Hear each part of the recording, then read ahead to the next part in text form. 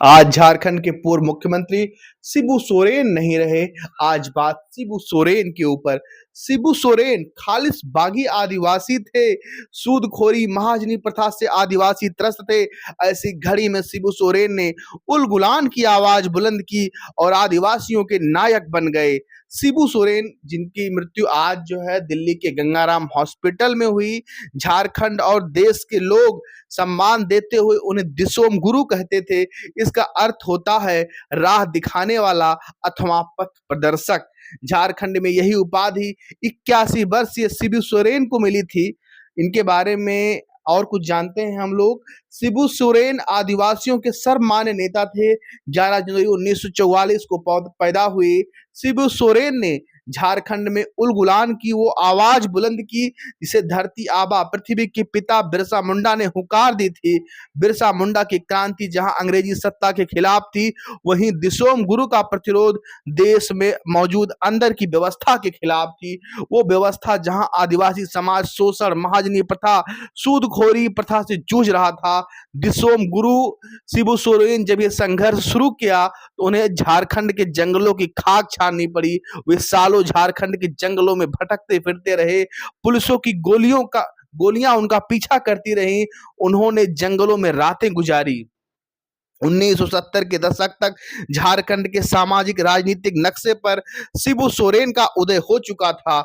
जवानी के तीसरे दशक से गुजर रहे गर्म खून वाले दिसोम गुरु शिबू सोरेन आदिवासियों के साथ अन्याय देखकर सुलग रहे थे और वे बागी हो रहे थे। इससे पहले एक घटना हुई जिसने शिबू सोरेन का राजनीतिक भाग्य तय कर दिया। हुआ यूं कि शिबू सोरेन के पिता सोबरन सोरेन पेशे से शिक्षक और व्यवहार से गांधीवादी थे। सजग और सक्रिय सोबरन सोरेन महाजनों की आंखों में खटकते थे। उस समय झारखंड में महाजनों का आतंक था। वे आदिवासियों को कर्ज के जाल में फंसाकर उनसे कई गुना पैसा वसूलते थे। सूद चुकाने पर कई बार उनकी जमीनें हड़प लेते थे।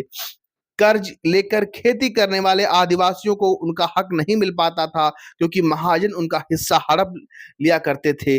सोबरन माझी इसका विरोध करते थे। यही वजह रही कि रामगढ़ जहां शिबू सोरेन का जन्म हुआ कि महाजन उनको पसंद नहीं करते थे। शिबू सोरेन तब पढ़ाई कर रहे थे। 27 नवंबर 1957 की सुबह शिबू सोरेन को पता चला कि उनके पिता की हत्या कर दी गई है। ये घटना शिबू सोरेन की जिंदगी में यू टर्न बनकर आई।